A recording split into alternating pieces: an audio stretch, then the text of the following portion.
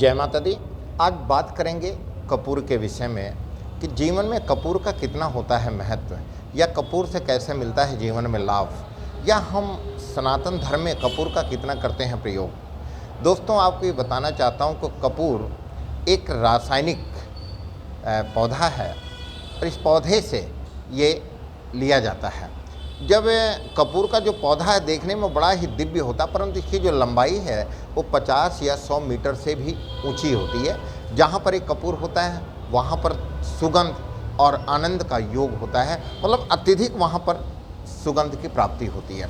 तो हमारे यहाँ सनातन धर्म में सबसे ज़्यादा अगर प्रयोग होता है तो सनातन धर्म में, हिंदू संस्कृति में जब भगवान की उपासना की जाती है, पूजा या पाठ कोई भी कार्य किया जाता है, तो हम देखते हैं, आप देखे होंगे कि कपूर की आरती की जाती है। कपूर से हम विधि विधान से आनंद का अनुभूति करते हैं। और ये कपूर भी कहते हैं कि मन को एकाग्रचित करने के लिए यदि आप कपूर का अपने घर में सुगंधित स्थिति रखते हैं तो आपको लाभ होगा। ये कपूर भी हमारे यहाँ कहते हैं ना कि अग्नि कफ और वात कफ इसका नाश कर दिया। कपूर का जो सुगंध होता है मन को एकाग्रचित कर देता है। ऐसे में कहते हैं कि जो कपूर है खास तरह का, इसका जो एक महत्व है, अगर मैं बात करूं कि खास तरह का जो रसायन है, जो ये वृक्ष है, इस वृक्ष का एक वनस्पति जब प्राप्त होता है तो इसके जो पौधा है इसका आसवन होता है।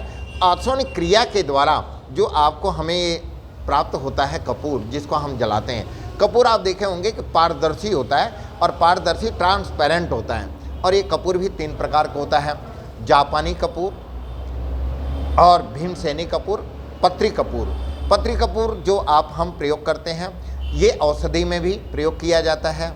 और दूसरी स्थिति है कि अर्थाइटिस जो गठिया बाय की बीमारी होती है उसमें भी इसका प्रयोग किया जाता है। सांस लेने के लिए जैसे पहाड़ी क्षेत्र में आप जाते हैं, सांस की दिक्कत आती है तो सांस में कई बार आप देखोगे लंग्स की दिक्कत आती है, तो कपूर को तेल में मिला करके आप छाती पे मलते हैं तो आपके लंग्स में भी आपको ताकत मिलती है।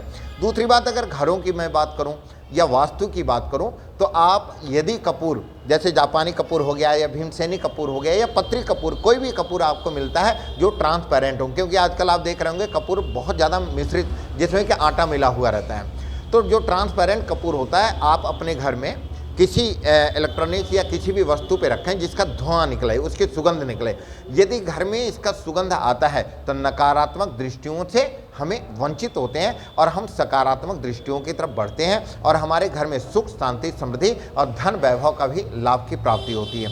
ऐसे में कहते हैं कि कपूर का यदि हम अपने अंतःकरण में, इस कपूर का अगर नाम में बात करूं तो कई स्थानों पर इसको श्रृंगारिक वृक्ष के नाम से भी जाना जाता है। जैसे कि आप धनबाद की तरफ चले जाइए या साउथ की तरफ चले जाइए, वहाँ पर ये वृक्ष आपको अत्यधिक रूप से मिलेगा। तो जीवन में कपूर से यदि आप कोई भी कार्य करते हैं या आप बेचैन रहते हैं या ऐसी स्थिति है कि घर में बार बार नकारात्मक दृष्टि आती है, अगर आप सुबह और शाम कपूर की सुगंध घर में देना प्रारंभ कर दिए तो आपके घर में सुख, शांति और धन धान्य की वृद्धि होना प्रारंभ हो जाता है।